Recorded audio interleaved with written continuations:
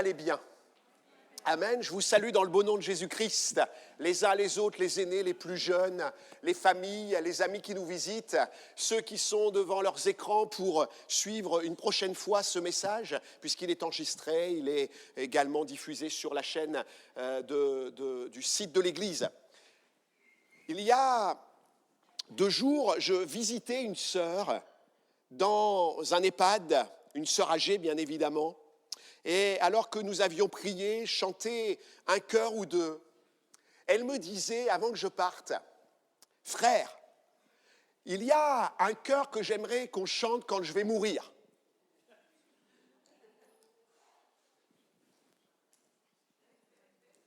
La mort, si le Seigneur ne nous enlève pas, sera le lot de chacun. Et cette sœur me disait, il y a un chœur que j'aimerais chanter. Et ce chœur, en fait, ce sont les versets d'introduction que j'ai mis pour nous ce matin. En fait, ça m'a donné un petit clin d'œil. Quand les montagnes s'éloigneraient, Ésaïe 54, Étienne, verset 10. Ésaïe 54, verset 10. Quand les montagnes s'éloigneraient, quand les collines chancelleraient, mon amour ne s'éloignera point de toi. Et mon alliance de paix ne chancellera point, dit l'Éternel qui a compassion de toi. Cette sœur, dans son cœur, voulait ce texte lors de son inhumation. Quand tout prend fin, quand tout s'arrête, quand le monde vacille, quand ton monde vacille. Parfois, on a un monde qui vacille autour de nous. Ce n'est pas le texte que je vais méditer ce matin, mais il a certainement marqué nos vies. Ces paroles de l'Éternel, par la bouche du prophète Ésaïe, étaient à destination d'Israël, comme une promesse que nous avons pu ou pouvons saisir pour nous. Qui n'a jamais chanté ce chœur? Levez pas la main. Quand les montagnes...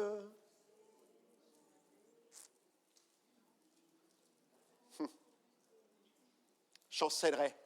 Quand les montagnes du pays se séparaient au loin comme une faille, quand les collines de Jérusalem viendraient à disparaître de ton regard, dit Dieu, je serai toujours présent. Amen. Vous le croyez? Est-ce que vous le croyez?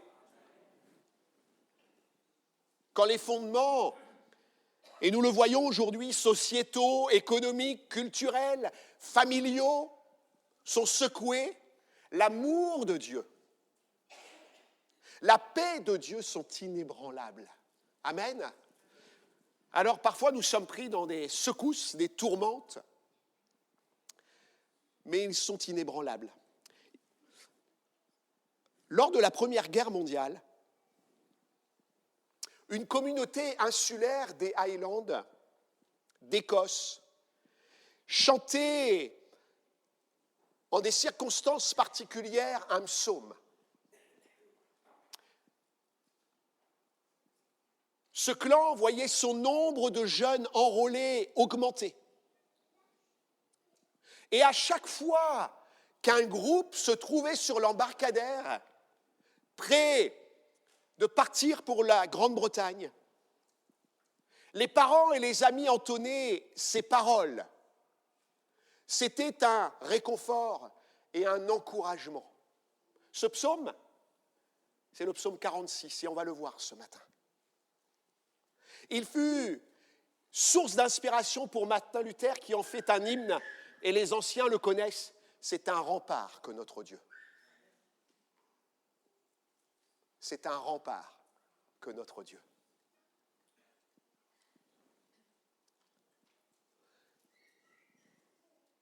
Le psaume 46, c'est un regard de foi. Le psaume 46, c'est la compréhension de qui est Dieu. Le psaume 46, c'est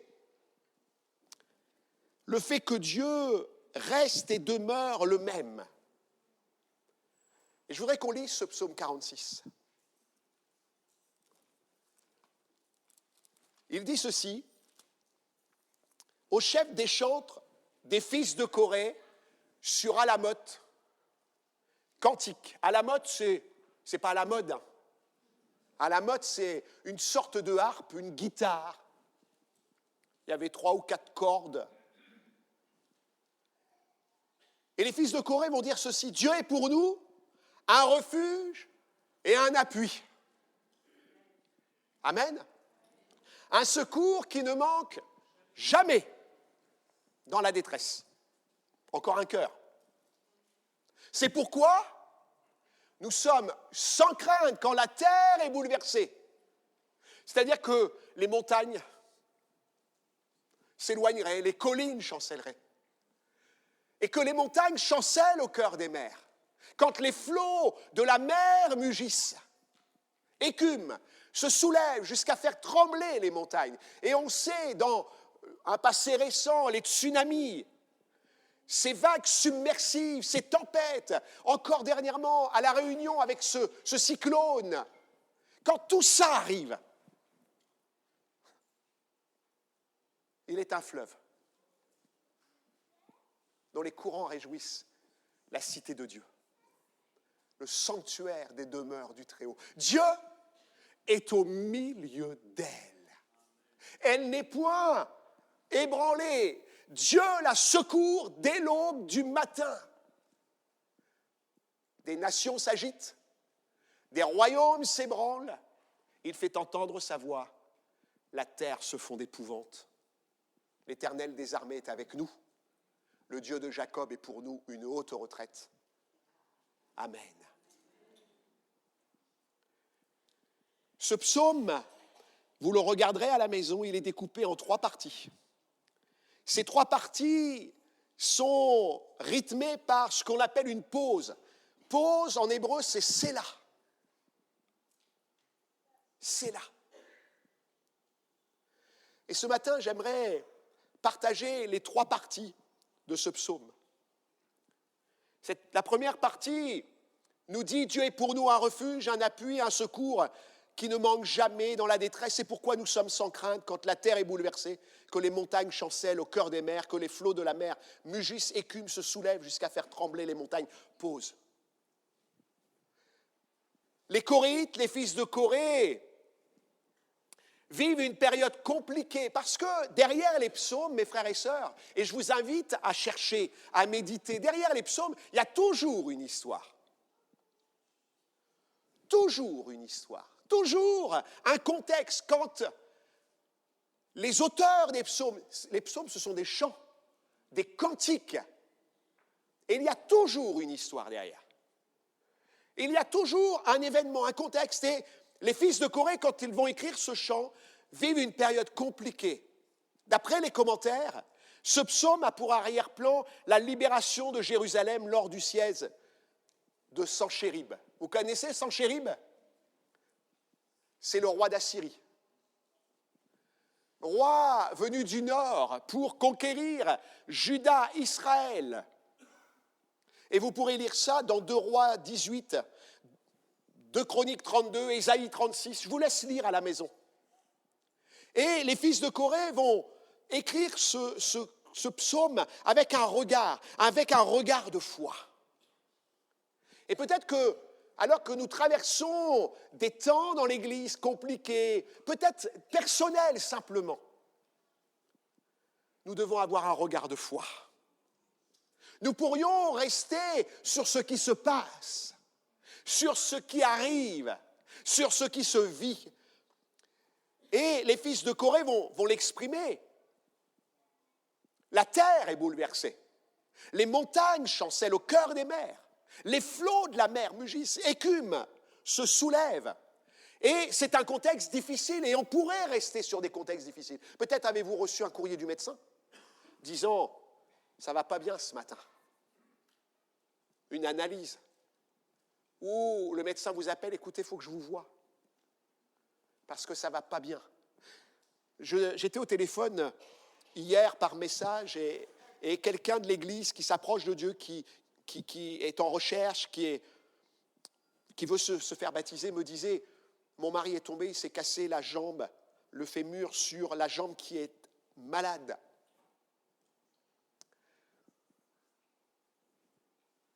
Et je connais le contexte de cette famille, c'est compliqué dans la santé de cet ami.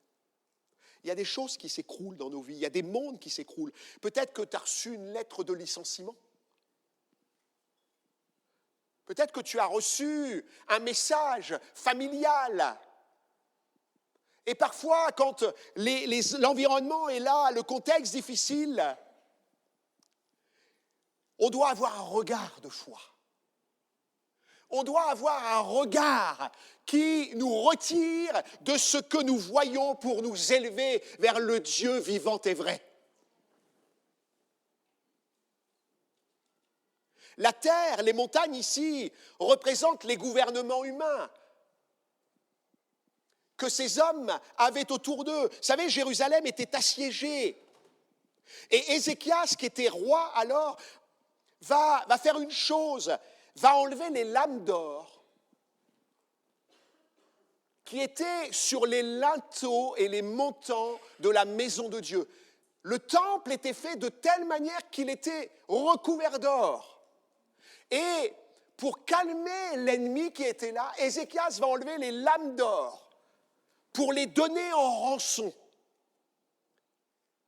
Parce que parfois, on croit régler les choses par nos moyens. Il pensait que l'or qu'il allait donner à Sanchérib allait suffire. Et c'était se tromper. Il pensait que par ses propres moyens, il allait pouvoir faire taire les flots, les montagnes qui se soulevaient là, les écumes qui ramenaient cette frayeur.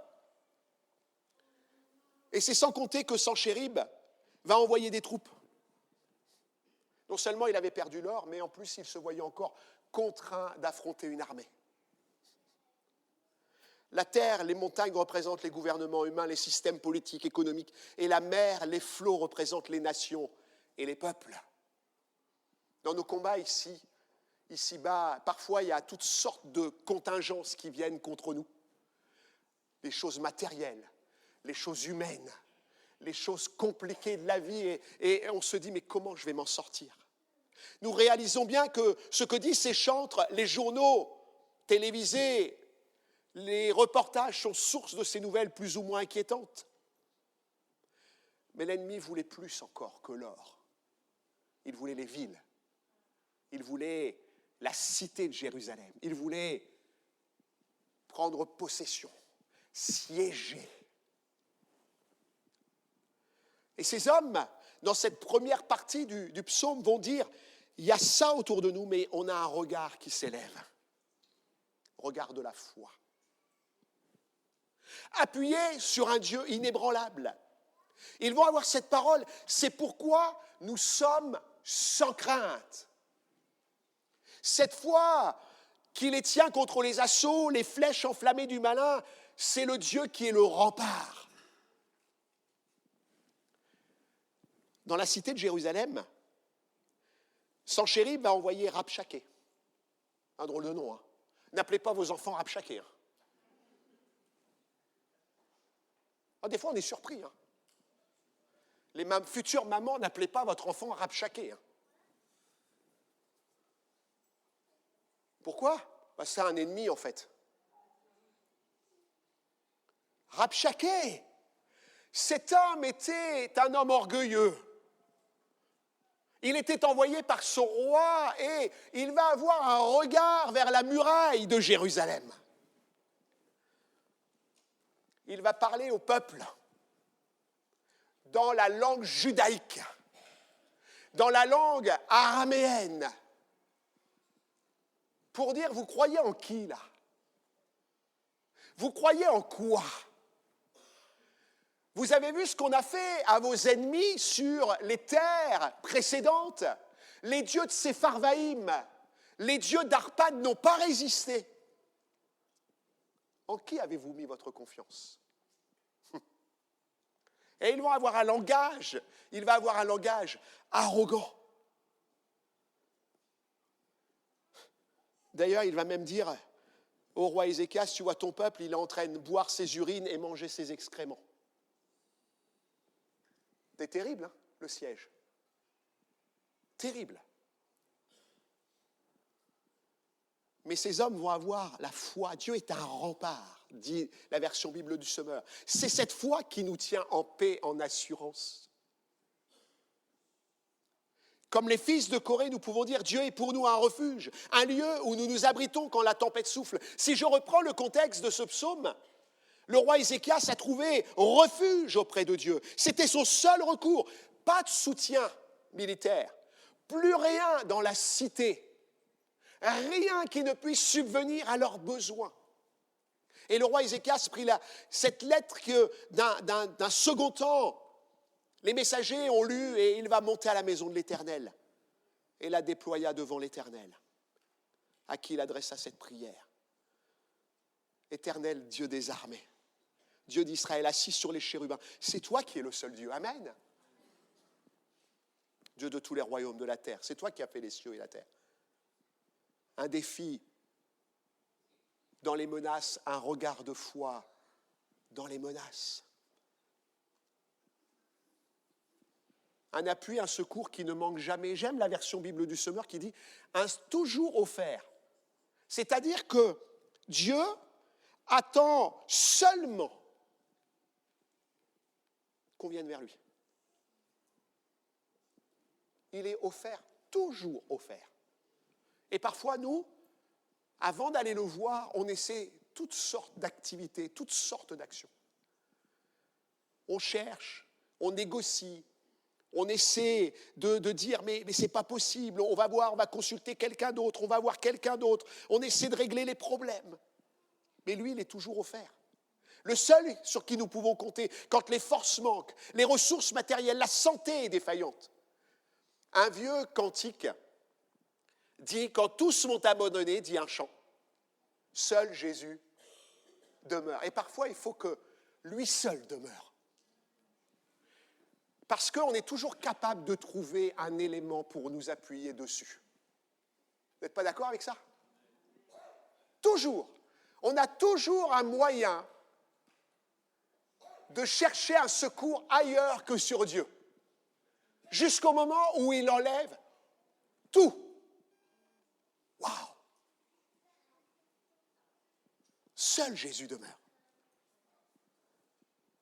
Un regard quand on est seul, sans rien. Je crois que ce matin, nous sommes appelés à vivre des défis de foi, des regards de foi. Seigneur, je ne vois que la terre trembler, je ne vois que le noir du tunnel, je ne vois rien, je suis à tâtons dans ma vie. Mais je sais que tu es là. Tu peux être seul dans tes études, ne plus savoir où tu en es. Seul dans un problème financier, Dieu est là. Seul dans tes sentiments, dans ta maison à éduquer ton enfant, ta fille, mais Dieu est là. Seul au travail, face à des collègues difficiles, Dieu est là.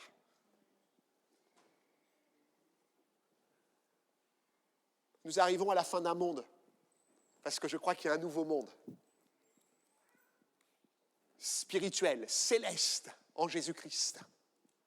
Et il nous faut tenir ancré dans sa parole, dans ses promesses, dans son secours, dans sa puissance. Et Paul dira aux Romains, que dirons-nous donc à l'égard de ces choses si Dieu est pour nous?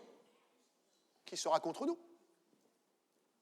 Lui qui n'a point épargné son propre fils, mais qui l'a livré pour nous tous, comment ne nous donnera-t-il pas aussi toutes choses avec lui? En fait, Paul ramène tout à Christ. Tout à Christ. Plus de toi, on a chanté. Seigneur, plus de toi. Et il va dire, qui accusera les élus de Dieu? C'est Dieu qui justifie. Qui les condamnera? Christ est mort, bien plus il est ressuscité. Il est à la droite de Dieu et il intercède pour nous. Qui nous séparera de l'amour de Christ? Sera-ce la tribulation? Et là, il va citer toutes les choses qui nous arrivent sur la terre. Tribulation, angoisse, persécution, faim, nudité, péril, épée. Selon qu'il est écrit, c'est à cause de toi qu'on nous met à mort tout le jour, qu'on nous regarde comme des brebis destinées à la boucherie. Mais dans toutes ces choses, nous sommes plus que vainqueurs. Les fils de Corée vont vivre quelque chose d'extraordinaire. Ils vont avoir un regard de foi dans le moment difficile qu'ils vivent. Ce qui va les amener à cette deuxième strophe, Parce que leur foi n'est pas basée sur leurs moyens, sur leurs capacités, sur leur intelligence, sur des stratégies, mais sur le Dieu dont ils disent « Il est un fleuve dont les courants réjouissent la cité de Dieu. » Le sanctuaire des demeures du Très-Haut. Dieu est au milieu d'elle, elle n'est point ébranlée, Dieu la secourt dès l'aube du matin. Des nations s'agitent, des royaumes s'ébranlent. Il fait entendre sa voix, la terre se fond d'épouvante. L'Éternel des armées est avec nous, le Dieu de Jacob est pour nous une haute retraite. Il y a les circonstances, mais il y a un Dieu qui est dans les circonstances. Il y a les luttes, il y a les combats, mais il y a Dieu qui est dans les combats.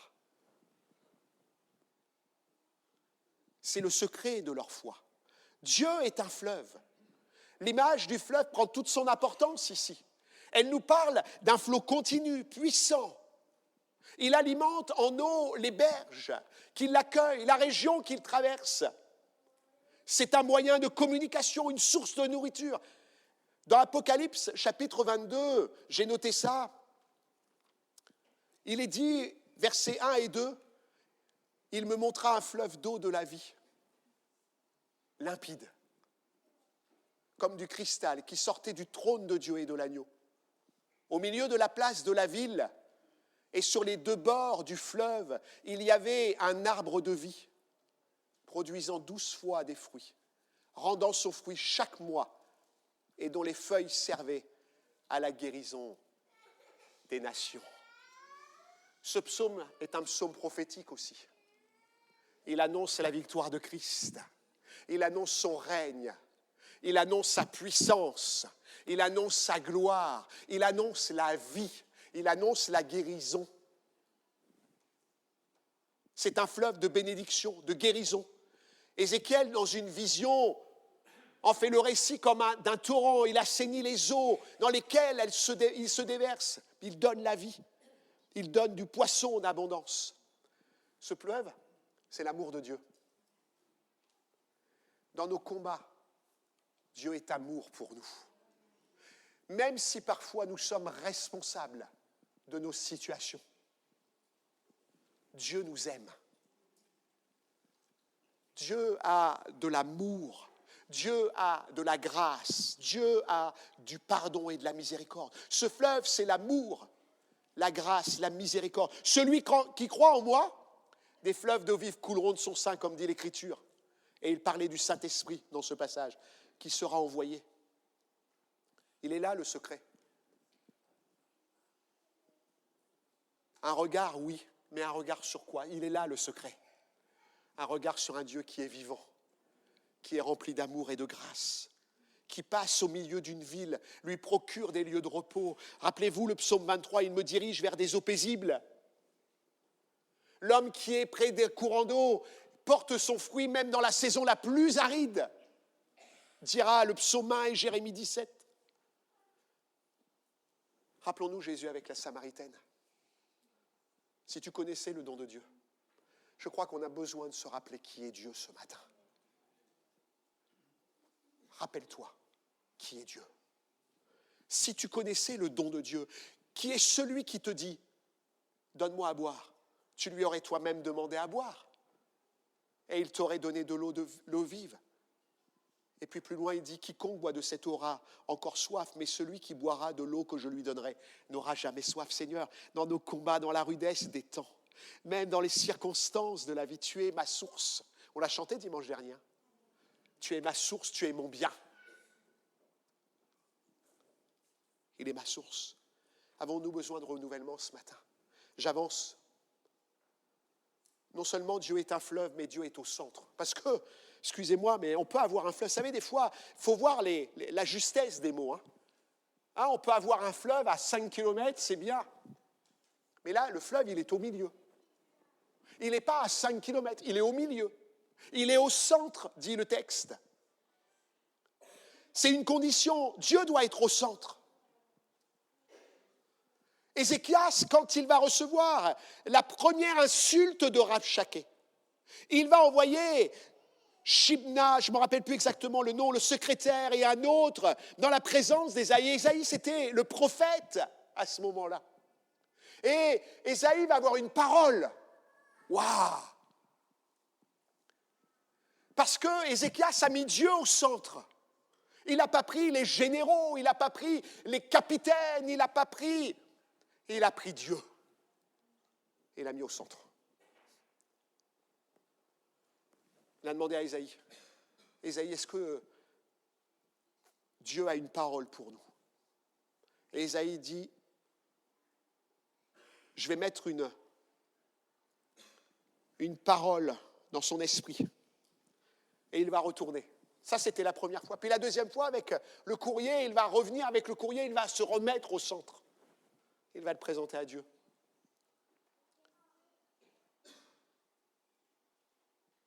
Dieu n'est pas repoussant en périphérie, mais il est dans le centre. Sophonie a dit, l'Éternel, ton Dieu, est au milieu de toi comme un héros qui sauve. Il fera de toi sa plus grande joie, il gardera le silence dans son amour, il aura pour toi des transports d'allégresse. Ézéchias est allé consulter Dieu dans le temple, qui se trouvait dans la ville de Jérusalem assiégée. Dieu se trouvait dans la ville. Parfois on dit à Dieu, tu es où? Et puis j'ai l'impression, Dieu, tu es où?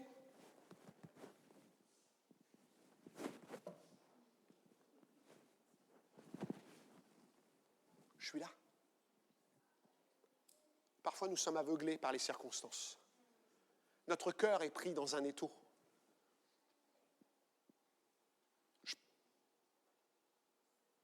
Et Jésus est là, Dieu est là. Il est à notre chevet quand on ne dort pas. Il est dans la voiture, quand on prie dans la voiture, il est là à côté de nous comme passager. Il nous parle. Il est dans la nature quand tu vas te promener au bord de la jetée, près de la mer. Il est là. Parce qu'il te fait voir sa grandeur, son immensité. Il te fait voir son soleil qui est là, qui brille, qui envoie des éclats sur l'eau pour dire, tu vois, ça c'est ma puissance. Il est dans la forêt, il est partout. Il est même sous ta douche quand l'eau coule et enlève les larmes que tu pries et que tu pleures sous ta douche. Il est là.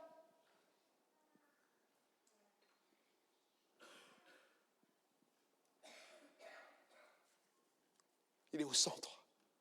À la suite de la prière de ce roi, Dieu a fait retentir sa voix, comme dit le psaume.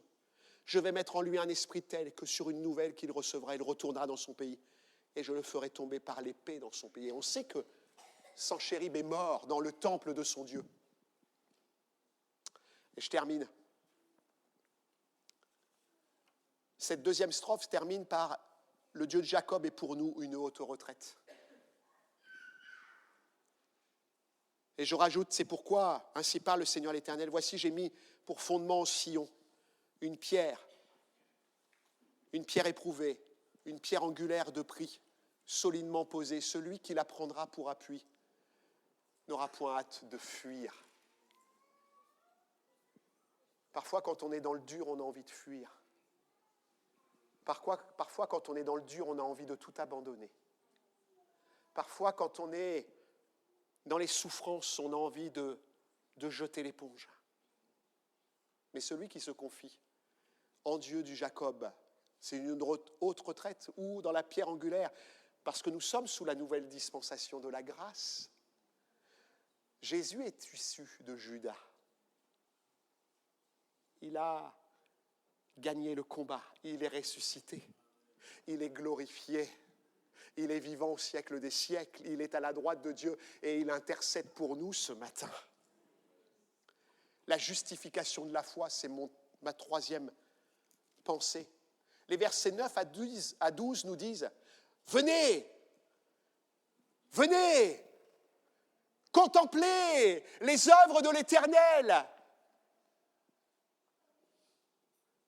les ravages qu'il a opérés sur la terre, c'est lui qui a fait cesser les combats. Jusqu'au bout de la terre, il a brisé l'arc, il a rompu la lance, il a consumé par le feu les chars de guerre.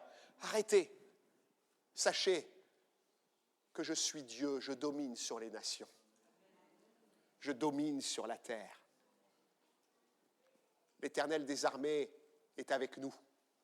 Le Dieu de Jacob est pour nous une haute retraite. Le Dieu de Jacob est pour nous une haute retraite. Fin de la deuxième strophe. Le Dieu de Jacob est pour nous une haute retraite. Fin de la troisième strophe. Et à l'intérieur, contemplez. Regardez.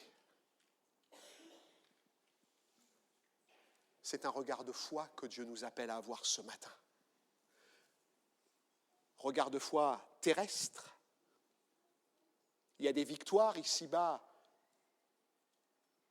que nous ne voyons pas, qui sont déjà acquises. Je crois, je le répéterai toute ma vie. Vous m'entendrez le dire, Dieu agit dans l'invisible. Dieu prépare la victoire. Dieu est debout, il est à la porte. Il a la main, certains disent sur la clenche. Il y a des victoires sur la terre qui sont dans l'invisible. Ézéchias a été libéré de Sanchérib. C'est pour cela que les Coréites ont écrit « C'est lui qui a fait cesser les combats ». Ce n'est pas eux, ils étaient soumis à un dur siège. Ils n'avaient plus de moyens, mais Dieu a agi. Alors qu'on n'a plus de moyens, Dieu est capable d'agir. Jésus dira, si on vous mène devant les tribunaux, ne cherchez pas à savoir ce que vous allez dire, parce que je mettrai des paroles dans votre bouche. On peut être accusé. Le peuple était accusé d'avoir placé leur foi en Dieu.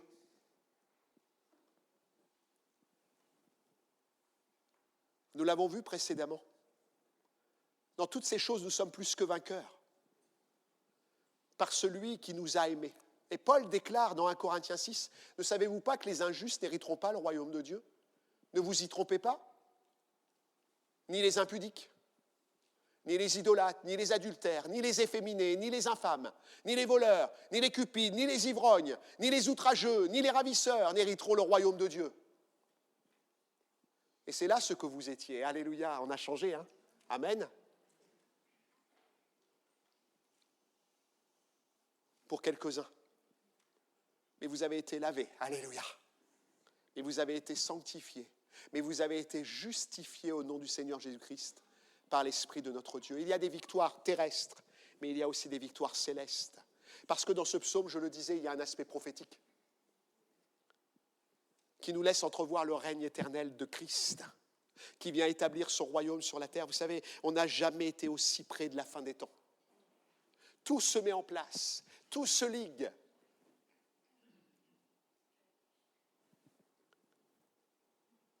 Arrêtez, sachez que je suis Dieu, je domine sur les nations, je domine sur la terre.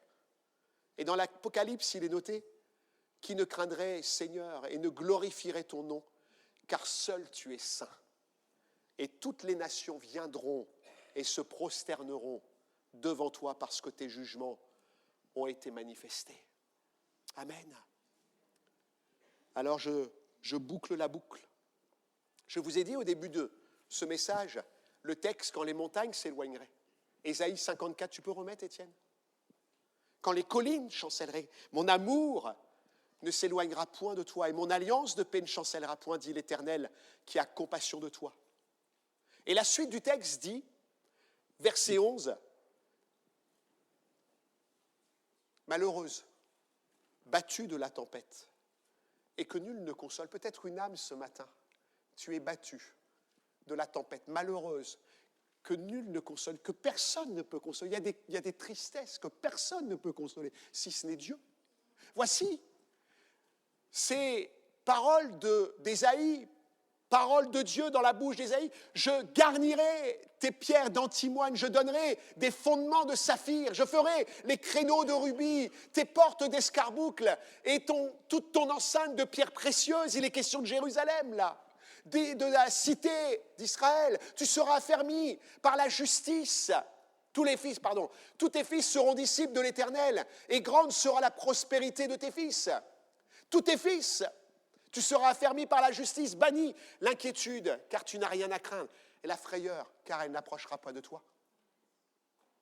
Si l'on forme des complots, cela ne viendra pas de moi. Quiconque se liguera contre toi tombera sous ton pouvoir. Voici, j'aime ces paroles. Vous savez, Dieu, il crée l'ouvrier qui souffle le charbon au feu et qui fabrique une arme pour son travail. Mais j'ai créé aussi le destructeur pour la briser. Il y a un équilibre de grâce et de justice. Toute arme forgée contre toi sera sans effet. Toute langue qui s'élèvera en justice contre toi, tu la condamneras. Tel est l'héritage. Écoutez bien. De ceux qui ne s'intéressent pas à l'Éternel, de ceux qui n'ont pas le Seigneur au centre de leur vie. Non. Tel est l'héritage des serviteurs de l'Éternel, tel est le salut qui leur viendra de moi, dit l'Éternel. Amen. Sommes-nous fatigués ce matin? Sommes-nous en combat? Avons-nous reçu une mauvaise nouvelle? Avons-nous eu un courrier? Avons-nous eu une explication? Avons-nous un combat, une lutte au travail, dans la famille? Dieu est là. Amen.